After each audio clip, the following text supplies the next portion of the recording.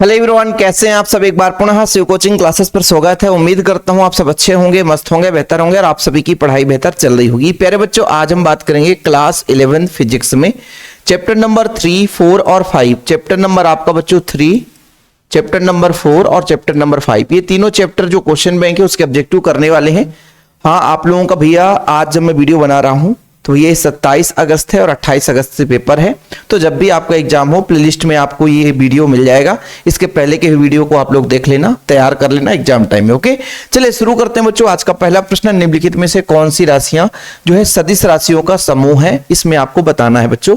तो देखिए यहाँ पर जो आपका राइट आंसर होगा, जो त्वरण है बच्चों ये भी सदिश राशि है, क्षेत्रफल ये भी सदिश राशि है, संवेग ये भी सदिश राशि। वैसे क्षेत्रफल में होता है लंबाई गुणे चौड़ाई, ये तो आपका सदिश नहीं होना चाहिए, लेकिन किसी एरिया की बात करते हैं तो उसका जो सरफेस होता है उसका जो क्षेत्रफल है वो सदिश है, क्योंकि उसका भी एरिया वेक्टर होता है, उसका भी लंबवत एरिया वेक्टर होता है बच्चों, इसलिए वो आपका सदिश कहला जाता है। इसका यहाँ पे नोट डाउन कर लेना कि सर क्षेत्रफल तो अदिश होना चाहिए लेकिन क्षेत्रफल सदिश है, क्योंकि किसी भी सतह पर यदि हम बात करते हैं तो उसका एरिया वेक्टर होता है। सतह कैसा भी हो लेकिन हर सतह का एरिया वेक्टर होता है, इसलिए वो सदिश के माप में काउंट होता है। चलिए आगे चलते हैं बच्चों। अगला प्रश्न है कि यदि किन्हीं दो सदिशों के परिणामी का परिमाण दोनों के परिमाण के योग के बराबर है, मतलब आपका एक सदिश है और दूसरा सदिश है ना, दोनों का योग वेक्टर ए बच्चों वेक्टर बी है।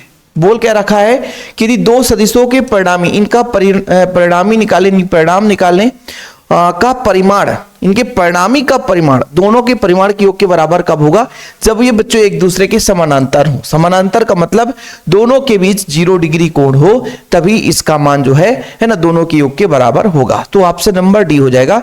घड़ी की सुई एक बार घूमती है, घड़ी की सुई एक बार घूमती है तो 2 पाई मतलब 360 डिग्री, और एक बार घूमती है तो 60 सेकेंड। इसका मतलब प्यारे बच्चों कितना हो जाएगा, 2 से काट दें तो 30 हो जाएगा, तो पाई/3 है ना रेडियन पर सेकेंड। देखो बच्चों ये रेडियन पर सेकेंड, 30 रेडियन पर सेकेंड। एक बार घूमेगी घड़ी की सुई, एक बार घूम जाएगी बच्चों तो टोटल 360 डिग्री घूमेगी, और कितने सेकेंड लगेंगे, 60 सेकेंड। तो 1 सेकेंड में इसका निकालना है, कहने का मतलब कुल मिला करके। तो वैल्यू ने 1 सेकेंड के लिए अपन क्या करना पड़ेगा, 360 में 60 का भाग देना पड़ेगा, अर्थात 2 पाई में 60 का भाग देना पड़ेगा। हमें पाई में निकालना है तो 2 तिहाई 6 होता है बच्चों, पाई/3 हो गया, पाई/30 हो गया, है ना, 0 भी था। चलिए, उड़ान के समय उच्चतम बिंदु पर प्रक्षेप का त्वरण कितना होगा। उड़ान के समय उच्चतम बिंदु, यहां से हमने उड़ान भरा, उच्चतम बिंदु पर त्वरण कितना होगा, कितना त्वरण होगा बच्चों, गुरुत्वीय त्वरण के तुल्य होगा, है ना, गुरुत्वीय त्वरण के तुल्य होगा। गुरुत्वीय त्वरण कितना है उसके मान के बराबर होगा। चलिए अगला जो प्रश्न है बच्चों, यहां पर देखिएगा, किसी प्रक्षेप द्वारा क्षैतिज में चली गई दूरी उसकी अधिकतम ऊंचाई की 4 गुनी है। ठीक है, अधिकतम ऊंचाई की 4 गुनी, तो प्रक्षेप कोण का मान कितना डिग्री होना चाहिए अधिकतम ऊंचाई के लिए बच्चों, ये 45 डिग्री ही होना चाहिए। याद रखिएगा, आप ऐसे याद कर लो कि अधिकतम ऊंचाई के लिए यदि हम किसी वस्तु को अधिकतम ऊंचाई तक लेना चाहते हैं तो बच्चों ये 45 डिग्री के कोण पर मान प्राप्त होगा। महत्तम ऊंचाई प्राप्त करने के लिए प्रक्षेप का कोण बच्चों आपका 45 डिग्री ही होगा। कितना होगा, 45 डिग्री पर फेंकेंगे तो महत्तम ऊंचाई तक जाएगा। डायरेक्ट आप ऊपर फेंकोगे नहीं तो ऐसा थोड़ा सा फेंकना पड़ेगा 45 डिग्री पर, तभी वो संभव है। इसके बाद रिक्त स्थान की पूर्ति करनी है बच्चों। अधिकतम ऊंचाई तक प्राप्त करने के लिए किस दिशा में फेंकनी चाहिए, तो लंबवत ऊपर की ओर हम फेंकेंगे वो आपका, ठीक है, किस दिशा में फेंकना चाहिए बच्चों, तो ये आपका हो गया ऊर्ध्वाधर दिशा में। अधिकतम ऊंचाई के लिए पिंड को किस दिशा में फेंकना चाहिए, तो अधिकतम ऊंचाई के लिए बच्चों ऊपर की ओर लंबवत फेंकना चाहिए। ठीक है, नोट डाउन कर लेना। चलिए ऊर्ध्वाधर ऊपर की ओर फेंकेंगे। अगला है वृत्तीय मोड़ पर। वृत्तीय मोड़ पर बच्चों, जैसे आप लोग इधर मुड़ रहे हैं तो ये आपका सड़क हो गया, तो वृत्तीय मोड़ पर सड़क पर किधर ऊंची बनाई जाती है, तो बाहर की ओर बच्चों ये ऊंची रहती है। ठीक है, जिधर हमको मुड़ना है बच्चों उधर नीची रहती है, और बाहर की ओर चाहे इधर से मुड़े चाहे इधर से मुड़े, लेकिन बाहर की ओर बच्चों ये ऊंची रहती है। कैसी रहती है, ऊंची, हल्की ऊंची रहती है, ऊंची रहती है, ताकि वृत्तीय मार्ग पे सही ढंग से हम मुड़ सके, अब आवश्यक अभिकेंद्र बल मिल सके। आप देख लेना साइकिल में चलता है व्यक्ति तो झुक जाता है, क्यों, क्योंकि भाई उसे अभिकेंद्र बल की जरूरत होती है, पर्याप्त मात्रा में अभिकेंद्र बल मिल सके, इसलिए वो थोड़ा सा झुकता है। ऐसे आप किसी भी गाड़ी की बात करें, बड़ा सा गाड़ी होगा फिर भी बच्चों ड्राइवर जो है वो झुकेगा ही झुकेगा, है ना। बस में बैठा जो चालक होगा वो भी जब बस को मोड़ना चाहेगा तो वो झुकेगा, पूरा बस झुके जाने पर वो झुकेगा, याद रखिएगा। प्रक्षेपण कोण ए और 90-1 के लिए प्रक्षेप का परास समान रहता है, दूरी समान रहेगा, परास जो है वो समान रहता है, परास मतलब दूरी समान रहेगा। कोणीय वेग, कोणीय वेग का मतलब है कोणीय विस्थापन, जिसे हम रेडियन से बोलते हैं, रेडियन से कोणीय प्रति सेकंड, कोणीय वेग का जो इकाई है रेडियन पर सेकंड होता है। क्या होता है? रेडियन पर सेकंड। क्या होता है? रेडियन पर सेकंड। प्रक्षेप गति में कौन सा वेग नियत रहता है? तो क्षैतिज वेग जो होता है वो नियत रहता है बच्चों। कौन सा वेग? क्षैतिज वेग नियत रहता है। महत्तम ऊंचाई प्राप्त करने के लिए प्रक्षेप का कोण कितना होना चाहिए? 45 डिग्री होना चाहिए। इसके बाद एक सदिश राशि वह राशि है जिसमें परिमाण और दिशा दोनों होता है बच्चों। क्या होता है? परिमाण और दिशा दोनों होता है। एक समान वृत्तीय गति में की दिशा सदैव वृत्त के केंद्र की ओर होता है। त्वरण की दिशा, अभिकेंद्र त्वरण लगता है बच्चों, अंदर की ओर लगेगा, वृत्त के केंद्र की ओर लगेगा। कहां लगेगा? वृत्त के केंद्र की ओर लगता है। चीजें क्लियर? किसी को प्रॉब्लम हो भी सकती है, पर यहां तक आप लोगों को कोई प्रॉब्लम नहीं होगा। चलिए आगे की कहानी पे बात करते हैं, सत्य सत्य पे चलते हैं बच्चों। हम जितने भी चैप्टर 3 चैप्टर 4 है ना, यहां पर पूरा अपन कर लेंगे कंप्लीट, ज्यादा है नहीं इसलिए अपन फटाफट कर लेंगे। चलिए पहला जो बच्चों, प्रक्षेप पथ में उच्चतम बिंदु पर प्रक्षेप का वेग और त्वरण लंबवत होता है। क्या बोला है? प्रक्षेप पथ के उच्चतम बिंदु पर, मतलब उच्चतम बिंदु की यदि बात करेंगे, प्रक्षेप पथ के उच्चतम बिंदु पर, क्या सही होगा? प्रक्षेप पथ के उच्चतम बिंदु पर वेग और त्वरण लंबवत होगा, बिल्कुल सही है ये, ठीक है। प्रक्षेप गति में प्रक्षेप का त्वरण उसके वेग के सदैव लंबवत होता है। प्रक्षेप गति में प्रक्षेप का त्वरण सदैव नहीं होता बच्चों, सदैव की बात करता है तो सदैव नहीं होगा। सदिशों का योग क्रम विनिमय का नियम का पालन नहीं करता। अरे भाई करता है इसलिए गलत है। किसी सदिश का प्रत्येक घटक सदैव अदिश होता है। सदैव अदिश नहीं हो सकता भाई, सदिश भी होता है अदिश भी होता है। उन 3 सदिशों का योग जो एक समतल में नहीं है कभी भी शून्य नहीं हो सकती, ये बिल्कुल सही है। एक समतल में होगा तभी सदिश, कभी भी सदिश शून्य सदिश नहीं होता, सही बात है। यदि समतल में नहीं है, एक ही समतल में नहीं है, तो भाई साहब शून्य सदिश नहीं होगा। उन 3 सदिशों का योग जो है शून्य सदिश कब होगा? जब एक ही समतल पर होते हैं। आप लोग जब मैथ पढ़ते हैं ना, क्लास 12th में पढ़ेंगे, तो समतली का मतलब होता है बच्चों ए वेक्टर बी और वेक्टर सी, तीनों का आयतन निकालेंगे तो शून्य होगा, मतलब एक ही समतल पर स्थित है। ठीक है, ये अपना कंप्लीट हो गया ये चैप्टर अपना। और अब अपन देखते हैं बच्चों 2 अंक वाले प्रश्न आप लोग कर लेना, है ना। इसको मैं टेलीग्राम में भी शेयर कर दिया हूं। टेलीग्राम शिव कोचिंग क्लासेस के नाम से है। और यदि किसी बच्चे को नोट्स चाहिए, मान लीजिए हैंड रिटेन नोट्स 96 85 29 91 49, ये मेरा पर्सनल नंबर। यदि किसी बच्चे को नोट्स चाहिए तो 100 रुपए चार्ज है बच्चों। ऑल चैप्टर के नोट्स दिए जाते हैं। यदि किसी बच्चे को नोट्स चाहिए 11th क्लास के फिजिक्स की, तो इस नंबर पे आप कॉन्टेक्ट कर लेना 9685299149, मेरा पर्सनल नंबर है। 96 85 29 91 49, इस नंबर पर आप जरूर संपर्क करें, नोट्स ले, प्रॉपर तैयारी करें। जय हिंद। ठीक है बच्चों, आप लोगों के लिए। लेकिन जय हिंद वंदे मातरम अभी नहीं सर, अभी और आगे बढ़ना है। वो जय हिंद शब्द क्यों निकलता है? क्योंकि लास्ट में यार बच्चों से हमारा प्यार भरा देश का सबसे हुंकार शब्द है भाई जय हिंद वंदे मातरम। और अपने इस शब्दों का प्रयोग करने के लिए हमें कभी भी शर्माहट नहीं होना चाहिए। एक वस्तु एक समान वेग से गतिशील है तो निम्नलिखित से कौन सा कथन सत्य है? निम्नलिखित में से कौन सा कथन सत्य है? उस पर परिणामी बल शून्य होगा। एक समान वेग है तो भाई आपने जड़त्व का प्रथम नियम क्या पढ़ा? गति का प्रथम नियम क्या पढ़ा? कोई वस्तु स्थिर है तो स्थिर रहेगा, गतिमान रहे तो गतिमान रहेगा, जब तक उसमें बाह्यबल न लगाए। तो एक समान गति से चल रहा है तो उसमें बाह्यबल शून्य होगा, ये भी सही है। उसमें त्वरण नहीं होगा, जब वेग परिवर्तित नहीं होगा तो त्वरण नहीं होगा। इसलिए बच्चों दोनों कथन सत्य है, दोनों कथन सत्य है। मतलब वहां पर कोई बाह्यबल भी नहीं लग रहा है, बाह्यबल शून्य है, और इस पर कोई त्वरण भी नहीं है। ओके, संवेग परिवर्तन की दर उस पर लगाए गए बल के समानुपाती होता है। ये न्यूटन का द्वितीय नियम आप पढ़ोगे, F बराबर ma, इसको प्रूव किए होगे बच्चों, तो ये आपको मिला होगा। किसी वस्तु के जड़त्व का कारण क्या है? उसमें द्रव्यमान कितना है वो उसके जड़त्व का कारण बनता है। रॉकेट नोदन जो है बच्चों संवेग संरक्षण पर आधारित है। किस पर? संवेग संरक्षण पर। ये एक मक्खी आ गई है और बहुत परेशान कर रही है। मक्खी आ गई है बहुत। देखो ये मक्खी आने से क्या होता है, डिजिटल बोर्ड में भी बैठ गई तो भाई वो डिजिटल बोर्ड को भी हैंग कर लेती है। ठीक है, चलिए आगे देखते हैं। लिफ्ट के अचानक टूटकर नीचे गिरने से, जब आप नीचे की ओर जाते हो, कभी आप झूला झूलना तो आपको लगेगा कि हमारा भार शून्य हो गया, हमारा कोई वजन ही नहीं है। अच्छा, नीचे की ओर जाओगे तो लिफ्ट के अचानक टूट जाने से भी भारहीनता का महसूस होता बच्चों। भारहीन मतलब हमारे अंदर कोई भार ही नहीं है, खत्म। ऐसा लगता है हम बहुत हल्के हैं, पत्ते जैसा हल्का। क्यों?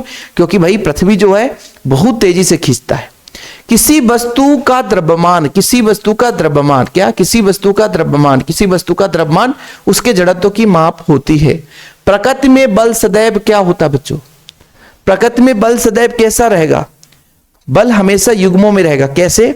जैसे आप लोगों ने न्यूटन की गति का तृतीय नियम पढ़ा कि जितना बल हम आगे की ओर लगाएंगे उतना ही बल पीछे की ओर भी लगेगा। हम मान लीजिए एक हाथ दीवार पे मार दें तो दीवार पे तो मान लीजिए लगेगा, जो लगेगा हमारे हाथ में भी धक्का लगती है। आप किसी को चाटा मारते हो ना तो आपके हाथ में भी क्रिया के विपरीत प्रतिक्रिया होता है बच्चों। इसलिए हमेशा बल युग्मों के रूप में होता है। कैसा रहता है बच्चों? युग्मों के रूप में रहता है। किसी निकाय पर कोई बाहुबल ना लगाए तो उसका क्या नियत रहेगा बच्चों? कोई बाहुबल ना लगाए तो उसका क्या नियत रहेगा? संवेग कोई नहीं बदलेगा, संवेग नियत रहता है। क्या रहता है? संवेग। संवेग उसका नियत रहता है। दो वस्तुएं समान वेग से गतिमान है तो भारी वस्तु का संवेग हल्की वस्तु के संवेग से अधिक होगा। अधिक होगा। भारी है, भारी है भैया, द्रव्यमान अधिक है, संवेग होता है द्रव्यमान गुणे वेग। द्रव्यमान अधिक है तो भाई संवेग अधिक होगा, सिंपल सा। ठीक है। न्यूटन के गति के कौन से नियम को जड़त्व का नियम कहते हैं? न्यूटन के गति के प्रथम नियम को, न्यूटन के गति के प्रथम नियम को जड़त्व का नियम कहते हैं। बल बराबर होता है द्रव्यमान गुणे त्वरण। बड़ा सिंपल सिंपल से भी क्वेश्चन आ जाते हैं। अब इसके बाद आपका आ जाता है एक वाक्य में उत्तर। एक वाक्य में उत्तर, चलिए बढ़िया से करते हैं अपन। एक वाक्य में उत्तर। जड़त्व किसी वस्तु के द्रव्यमान के किस प्रकार संबंध रखता है बच्चों? जड़त्व किसी वस्तु के द्रव्यमान से किस प्रकार संबंध रखता है? सीधा सीधा जड़त्व जो है द्रव्यमान के समानुपाती होगा। ये जो जड़त्व है प्यारे बच्चों, ये जो जड़त्व है वो वस्तु के द्रव्यमान के समानुपाती होगा। द्रव्यमान के समानुपाती होगा। यानी वस्तु का द्रव्यमान जितना अधिक होगा जड़त्व उतना ही अधिक होगा। पानी पर तैरते हुए m द्रव्यमान के एक कारक पर नेट बल का मान कितना होगा बच्चों? शून्य होगा। पानी पर यदि कोई वस्तु, ये जहां पानी है, एक वस्तु तैर रहा है तो नीचे से उत्प्लावक बल भी लगता है। क्या लगता है? उत्प्लावक बल। उत्प्लावक बल लगता है बच्चों। कौन सा बल लगता है? उत्प्लावक बल। पानी है, जहाज तैर रहा है तो नीचे से जो बल लगेगा उत्प्लावक बल लगता है। ठीक है। और इसका भार ऊपर से लगेगा, वायुमंडलीय दाब और एक जल का भार, तो एक दूसरे को निरस्त कर देंगे तो परिणामी बल जो हो जाएगा शून्य हो जाएगा। लंबी कूद में खिलाड़ी कुछ दूरी से दौड़कर आता है ताकि अधिक दूरी तक कूद सके। ठीक है। अच्छा, ये पहले ये वाला। वर्षा की बूंद नियत वेग से नीचे की ओर गिरता है। वर्षा की बूंद नीचे की ओर गिरता है, इसका भार भी लगता है। और नीचे से बच्चों वायु का दाह, वायु के कारण नीचे से बल लगता है, तो एक दूसरे को नियत कर देता है। इसलिए नेट बल का मान क्या होता है? शून्य होता है। ठीक है। दिशा नीचे की ओर होगा, ऊर्ध्वाधर नीचे की ओर, नेट बल शून्य होगा। लंबी कूद के खिलाड़ी कुछ दूरी से दौड़कर आते हैं ताकि वे अधिक दूरी कूद सके। इसमें गति के किस नियम का उपयोग किया जाता है? भाई आप लोगों ने प्रथम नियम पढ़ा होगा, गति का प्रथम नियम पढ़ा होगा कि भाई साहब क्या बोला जाता है कि गति का प्रथम नियम क्या है कि यदि कोई वस्तु गतिमान है तो गतिमान रहेगा, स्थिर है तो स्थिर रहेगा। यदि गति करते हुए तेजी से आएगा तो उस पर ज्यादा गति के कारण वो अधिक दूरी तक चला जाएगा बच्चों, है ना।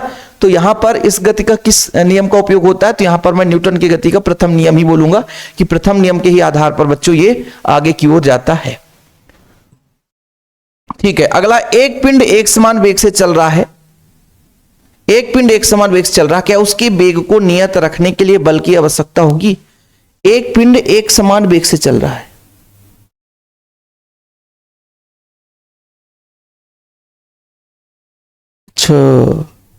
गड़बड़ हो गया क्या? चौथा नंबर, लंबी कूद के खिलाड़ी के लिए कुछ दूरी तक दौड़कर आते हैं ताकि वो अधिक दूरी तक कूद सके। इसका, हाँ, इसका बच्चों संवेग संरक्षण, यहां पर लिख लेना संवेग संरक्षण, नहीं तो गड़बड़ हो जाएगा। ये संवेग संरक्षण, संवेग संरक्षण का नियम, संवेग संरक्षण का नियम ये लिख लेना, नहीं तो भाई एग्जाम में गलत हो जाए बोलो सर। और साथ में जड़त्व का नियम भी, प्रथम नियम भी लगेगा। जड़त्व का नियम भी कहते हैं जिसे गति का प्रथम नियम भी है। जड़त्व का भी नियम है, ध्यान रखना, ये परेशान होना। इसको मैंने बता दिया था, गति का प्रथम नियम नहीं, जड़त्व का नियम तो लगता ही, संवेग संरक्षण का भी नियम लगता है। एक पिंड एक समान वेग से चल रहा है, क्या उसके वेग को नियत रखने के लिए बल की आवश्यकता होगी? नहीं होगी भाई। वेग नियत रखना है तो प्रथम नियम यही कहता है यदि बाहुबल न लगाएं तो कोई परिवर्तन नहीं होगा। जिस वेग से चल रहा है तो चल रहा है, तो उसमें वेग नहीं लगाएंगे तो उसमें कुछ परिवर्तन करने की जरूरत नहीं पड़ेगी। समतल सड़क पर वृत्तीय गति के लिए आवश्यक अभिकेंद्र बल कौन प्रदान करता है बच्चों? तो घर्षण बल जो होता है, टायर और सड़क के बीच जो घर्षण बल लगता है वही उसको अभिकेंद्र बल प्रदान करेगा। घर्षण बल जो होगा वही उसको अभिकेंद्र बल प्रदान करेगा। चलिए इसके बाद अपना कार्य, ऊर्जा एवं बल, फटाफट देखो कार्य, ऊर्जा एवं शक्ति है। किसी वस्तु का किया गया कार्य शून्य कब होगा बच्चों? बताओ। बल लगाया जाए, विस्थापन उसी दिशा में, उसी दिशा में बल, उसी दिशा में कार्य, तो धनात्मक कार्य होगा। बल लगाया जाए लेकिन विस्थापन ना हो, ठीक है, बल लगाया जाए लेकिन विस्थापन बल के लंबवत हो, तो भाई आपका कार्य बराबर होता है बल गुणे विस्थापन, बल गुणे विस्थापन। विस्थापन जैसे मैं यहाँ पे किसको दर्शा दूं, डी से दर्शा दूं। इसको तोड़ते हैं बच्चों वेक्टर फॉर्म को, तो एफ डी कॉस थीटा। यदि थीटा का मान 90 डिग्री हो जाए तो कॉस 90 का मान शून्य होता है, इसलिए शून्य हो जाएगा। यानी लंबवत होने की स्थिति में किया गया कार्य शून्य होगा। कार्य का SI मात्रक क्या होता है बच्चों? कार्य का SI मात्रक जूल होता है। कार्य का SI मात्रक जूल होगा। निम्नलिखित में कौन सी स्थितिज ऊर्जा ज्यादा होगी? कसा हुआ स्प्रिंग में, यदि मान लीजिए स्प्रिंग है बच्चों, अच्छा कस दिया जाए तो उस पर जो आपकी ऊर्जा है वो ज्यादा संचित हो जाएगी। किसी वस्तु पर किया गया कार्य ऋणात्मक कब होगा? जब बल और दिशा एक दूसरे के विपरीत हो। जब बल और दिशा एक दूसरे के विपरीत हो, ठीक है, विस्थापन बल की दिशा के विपरीत हो, ठीक है, तो आपका ऋणात्मक होगा। और बल और विस्थापन एक ही दिशा में हो बच्चों तो वो धनात्मक होता है। कैसा होता है? धनात्मक होता है। इसको बताना आप लोग, इसको बताना जरा। यदि 50 न्यूटन का बल लगे, ठीक है sir, 50 F into D, 50 Newton का बल लगे और विस्थापन 2 मीटर है तो 50 दूनी 100 हो जाएगा, तो कार्य कितना होगा? तो 100 जूल हो जाएगा। कितना होगा? 100 जूल। इतना सरल है। यदि किसी वस्तु की चाल दुगनी कर दी जाए, v को अपना दुगुना करेंगे, ठीक है, 1/2 mv² होता है, ठीक है, और उसकी द्रव्यमान आधी कर दी जाए। देखना बच्चों, द्रव्यमान को आधा कर दें, यानी m/2 कर दें और v को 2 भी कर दें, ठीक है, तो कितना हो जाएगा? 1/2 m/2, 2 दूनी 4 v², 2 दूनी 4, यानी कुल मिलाकर के 2 करके कोष्टक में ले लें तो 1/mv² आएगा। आप देख लेना, तो दुगनी हो जाती है बच्चों, दुगनी हो जाती है। कितनी हो जाती है? दुगनी हो जाती है। कार्य तभी होगा जब कोई बल अपने ही दिशा में क्या उत्पन्न करेगा भाई?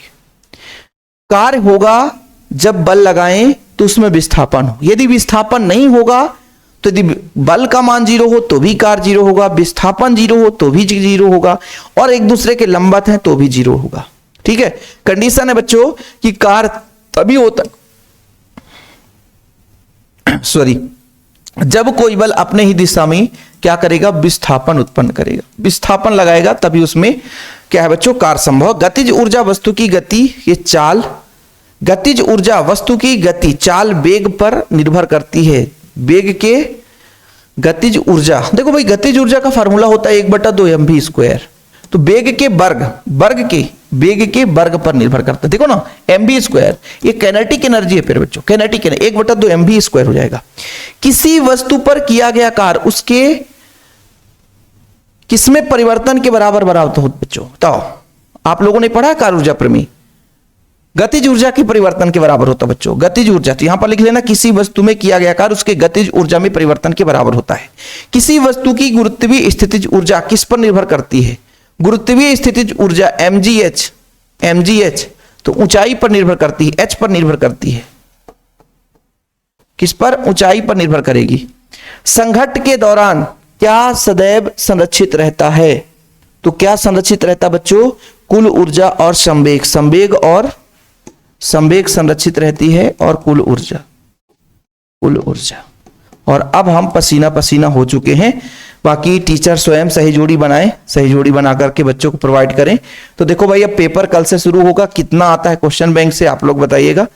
बाकी भाई एक शब्द में उत्तर, एक वाक्य में उत्तर, ठीक है। कार्य के धनात्मक होने का शर्त बता दो।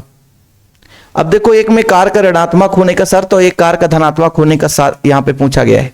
तो कार्य के धनात्मक होने का शर्त बता दो कि कार्य कब धनात्मक होगा? जब बल और विस्थापन, यानी किसी वस्तु पर लगाया गया बल और उत्पन्न विस्थापन की दिशा सेम हो तो उस पर धनात्मक कार्य होगा। लेकिन जब बल और विस्थापन एक दूसरे के विपरीत हो बच्चों तो ऋणात्मक कार्य होता है। ये चीज आपको पता होना चाहिए।